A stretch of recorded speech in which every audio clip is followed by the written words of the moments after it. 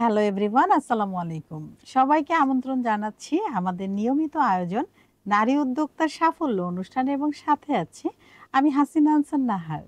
প্রিয় দর্শক, প্রতি পর্বের মতো আমাদের আজকের পর্বেও আমাদের স্টুডিওতে একজন নারী উদ্যোক্তা আমন্ত্রিত আছেন। তিনি পুরো অনুষ্ঠান জুড়ে আমাদের সাথে থাকবেন। তার জানা অজানা সকল তথ্যগুলো আমরা জানবো এবং তিনি কিভাবে একজন সফল নারী উদ্যোক্তা হয়ে উঠলেন সেই গল্পটাও কিন্তু আমরা তার কাছ থেকে শুনবো। আজকে আমাদের স্টুডিওতে আমন্ত্রিত আছেন সুমাইয়া বিনতে ফারুক জুই। চলুন আমরা চলে যাই জুয়ের কাছে। কেমন আছেন আপু? আলহামদুলিল্লাহ। আপনি ভালো? হ্যাঁ, আমি ভালো আছি এবং আপনাকে কিন্তু খুব মিষ্টি লাগছে। থ্যাংক ইউ আপু, আপনাকে অনেক খুশি লাগছে। Thank you so much. তো আপনি তো কাজ করছেন ঘি নিয়ে এবং চা পাতি নিয়ে। চা পাতাটা না আপু, আসলে সাথে আছে আর কিছু। আরো অনেক কিছু জি, আছে। লাল চা, লাল জিরা, মধু, আচ্ছা আচ্ছা, মাস্টার্ড অয়েল। বাহ চমৎকার। এগুলো কোথা থেকে আনছেন, মানে উৎসটা কোথায়? পাবনা থেকে। পাবনা থেকে। আপনার বাড়ি কি পাবনা? আমার শ্বশুর বাড়ি পাবনা। আচ্ছা, আর আমার বাবার বাড়ি? বাসা নরসিংদী। নরসিংদী। কতদিন থেকে আছেন এই প্রফেশনে? 1 বছর। 1 বছর। আপনার উদ্যোগের নাম কি? আমার উদ্যোগের নাম ঘিটি। ঘিটি। খুব মানে ছোট্ট এবং খুব সুইট কিউট একটা নাম। এই নামটা কেন রাখলেন, মানে এত ছোট্ট একটি নাম? নামটা আসলে আপু, যখন নাম কি রাখবো চিন্তা করছিলাম, আমার ছোট বোন কয়েকটা নামের সাজেশন দিল। তখন আমি আমার হাজবেন্ড দুজনের এই নামটাই পছন্দ হয়েছিল, যে ঘি ঘিটি তো থাকবেই, সাথে আরো কিছু আনুষঙ্গিক থাকুক, জিনিস হ্যাঁ থাকবে। হ্যাঁ। তো ওই জন্য আচ্ছা ঘিটি। আচ্ছা। কতদিন ধরে এই বিজনেসে আছেন? 1 বছর। 1 বছর। বিজনেসের আইডিয়াটা সর্বপ্রথম কিভাবে মাথায় আসে?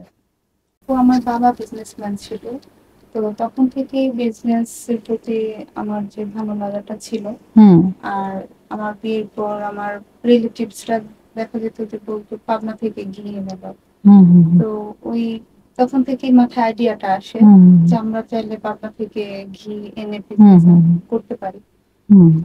তখন থেকে আর কি, যে আমার কলিগ, আগে জবে ছিলাম কর্পোরেট জবে, কলিগরা, আমার রিলেটিভসরা যখন ওরা পাবনার জিনিসগুলো আনতে দিত, তখন থেকেই বাকি মানে খুব অল্প সময়ে অনেক হচ্ছে পরিচিতি পেয়েছেন, অনেক অর্ডার আসছে। অর্ডার কেমন আসে? অর্ডার আপু আলহামদুলিল্লাহ ভালো। আমার অফলাইন অর্ডারই বেশি। বেশি অর্ডার কিসের আসে? ঘি। আচ্ছা। তো আপনিও তো নিশ্চয়ই ব্যবহার করেন আপনার ঘি। আমার বাবুর বয়স 10 মাস, ওকেও খাওয়া। আচ্ছা, তার মানে ওই লেভেলের ঘি আনছেন যেটা নিজের ফ্যামিলিও খাচ্ছে, পরিবার, বাচ্চা, যে ছোট বাচ্চা সেও খাচ্ছে। আপনার ছেলেবেলা, বেড়ে ওঠা, জন্ম এগুলো কোথায়? নরসিংদীতে। আচ্ছা নরসিংদীতে আমি এসএসসি পর্যন্ত ছিলাম, তারপর ঢাকায় চলে আসা হয়। আচ্ছা, তো ছেলেবেলার তো নিশ্চয়ই অনেক সুখকর স্মৃতি আছে যেটা মনে পড়লে মনে হয় যে আবারও আমরা ছেলেবেলায় ফিরে যাই। তো এমন কিছু স্মৃতি আমাদের সাথে শেয়ার করেন। আপু, সুখকর স্মৃতি বলতে প্রত্যেক বছর ডিসেম্বরে আমার কাজিনরা ঢাকা থেকে যেত, আমরা সবাই মিলে নানুর বাড়ি যেতাম। ওইটা খুবই মজার স্মৃতি ছিল। সবাই মিলে খুব মজা হতো। ওইটা এখন আর হয়ে ওঠে না ওইভাবে, সবার যাওয়া হয় না, সবাই যার যার মতো লাইফে ব্যস্ত। একসাথে সময় করে ছুটিও পাওয়া যায় না। ওই টাইমটা খুব মিস করি। তা অবশ্যই ঠিক। মানে সবারই মন চায় যে সে আগের মতো আবার হয়, কিন্তু আসলে হয় না আপু, সেটা। একদমই হয় না। কি খেলাধুলা করতেন ছোটবেলায়? প্রিয় খেলা কি ছিল?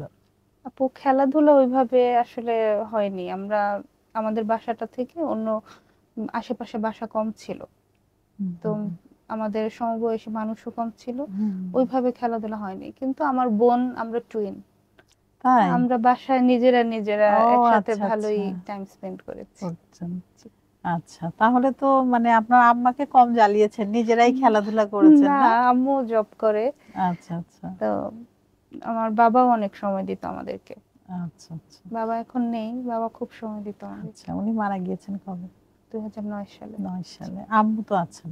জি, আম্মু আছে। আম্মু কোথায় আছেন? আম্মু নরসিংদীতে, আম্মু জব করছে, সিনিয়র শিক্ষিকা হিসেবে আছে। আচ্ছা, আপনার তো প্রায় যাওয়া পড়ে না? আমার একটু কমই যাওয়া হয়, আন্টি আম্মু আসেন? আসে। আচ্ছা আচ্ছা।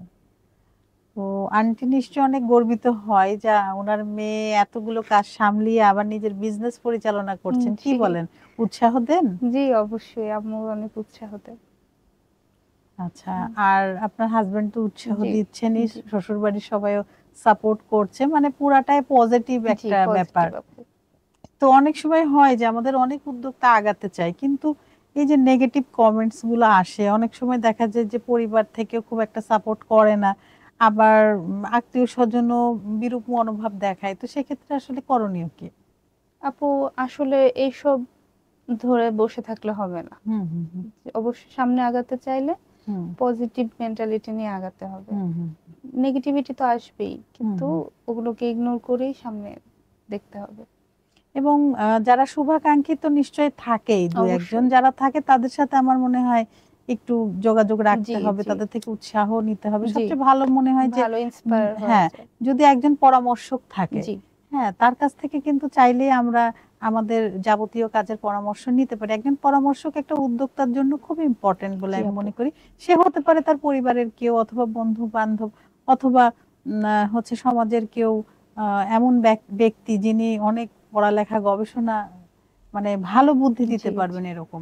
তা একটা পরামর্শক আসলে দরকার। তো সেক্ষেত্রে আমার হাজবেন্ডই আমার সব থেকে আপনার বড় বড় মেন্টাল পরামর্শক। সাপোর্টার। হ্যাঁ, জি বুঝতে পেরেছি। মেন্টালি আসলে তো নারীদেরকে আমরা বলি না আর্থিকভাবে স্বাবলম্বী, শুধু আর্থিকভাবে না, মেন্টালি জি স্বাবলম্বী হতে হবে, শারীরিক ভাবেও, মানে ফিজিক্যালিও তাকে স্বাবলম্বী হতে হবে, না হলে আপনি কিন্তু আপনার ব্যবসাটা পরিচালনা করতে জি পারবেন না। অনেক সময় আমরা চিন্তা করি আমাদের পরিবারকে সুস্থ রাখতে হবে, কিন্তু পরিবারকে সুস্থতা আপনি রাখতে পারবেন, তা আপনাকে আগে সুস্থ হতে হবে। আমরা নিজের দিকে কিন্তু খেয়াল করি না। এ বিষয়ে কিছু বলুন। জি আপু, এটা অবশ্যই আপু। আপু ফ্যামিলি সাপোর্ট পাওয়াটা আসলে ব্লেসিং। আমার হাজবেন্ড হুম, আজকে অফিস থেকে আর্লি লিভ নিয়ে চলে আসছে, ও বসেই আমাদের এই আছে। জি প্রোগ্রামের জন্য। বাবুকে নিয়ে বসে আছে আচ্ছা আচ্ছা বাইরে। আচ্ছা। তো আপু মেয়েদেরকে আসলে আগাতে হলে অনেক প্রতিবন্ধকতা আসে। হুম হুম হুম। জবটাকে আমাদের দেশে যতটুকু সম্মানের চোখে দেখে, বিজনেসটাকে অতটুকু দেখে না দেখে না, এখন। Right right right. সেক্ষেত্রে আসলে নিজের জি জায়গাটা নিজেকে তৈরি নিজেকে করতে তৈরি হবে। করে নিতে হবে। আপনি যেভাবে চ্যালেঞ্জ তো আসবেই। আসবে, আপনি যেভাবে সবাইকে দেখাবেন আপনার প্রতিচ্ছবি, সেটাই জি কিন্তু তারা দেখবে। সো জি আমরা কেন স্ট্রং ওম্যান হব না, জি কেন সেটাই। নিজেদেরকে স্ট্রংলি দেখাবো না? জি আপু। অবশ্যই। এবং যারা পজিটিভ, তাদের তাদের সাথে আমরা চলবো, তাদের সাথে কথা বলবো। যারা নেগেটিভ এনার্জি ছড়ায় তাদের থেকে আমরা ইগনোর দূরে করতে থাকি, হবে। ইগনোর করি, আস্তে আস্তে সরে আসি, তাহলে কিন্তু আমরা ভালো করতে পারবো বলে জি আমি মনে করি। তা আপা, আসলে কথা বলতে বলতে আমরা অনুষ্ঠানের একদম শেষ দিকে জি চলে এসেছি। আপনার কেমন লাগলো নারী আপু, উদ্যোক্তার সাফল্য অনুষ্ঠানে এসে? আপু খুবই ভালো লাগলো। অসংখ্য ধন্যবাদ আপনাকে এখানে আমাকে ইনভাইট করার জন্য, হুম প্রোগ্রামের মাধ্যমে আমার হুম উদ্যোগ সম্পর্কে সবাইকে জানানোর জন্য। হুম। আপনিও আপনার ব্যস্ত সময় থেকে সময় বের করে আমাদের অনুষ্ঠানে এসেছেন, আপনাকে অসংখ্য ধন্যবাদ। আপনাকেও ধন্যবাদ আপু। আবারও নতুন কোনো জি আয়োজনে আপনার সাথে দেখা হবে। দর্শকের অবশ্যই। উদ্দেশ্যে কিছু বলুন। দর্শকদের উদ্দেশ্যে এটাই বলবো, আসলে যারা নতুন উদ্যোক্তা তাদেরকে থেমে থাকলে চলবে না, চ্যালেঞ্জ নিয়েই সামনে আগাতে হবে। নেগেটিভিটি তো আসবেই, কিন্তু নেগেটিভিটি ইগনোর করেই পজিটিভ মাইন্ডে সামনে দেখতে হবে। অনেক ধন্যবাদ আপনাকে। দর্শক, এতক্ষণ কিন্তু আপা অনেক পরামর্শ দিয়েছেন, আপনারা সেগুলো একটু খেয়াল করবেন, আমাদের জীবনটাও সহজ সুন্দর হয়ে যাবে। উদ্যোক্তা বান্ধব হয়ে, উদ্যোক্তা হয়ে ওঠার চেষ্টা করি আমরা।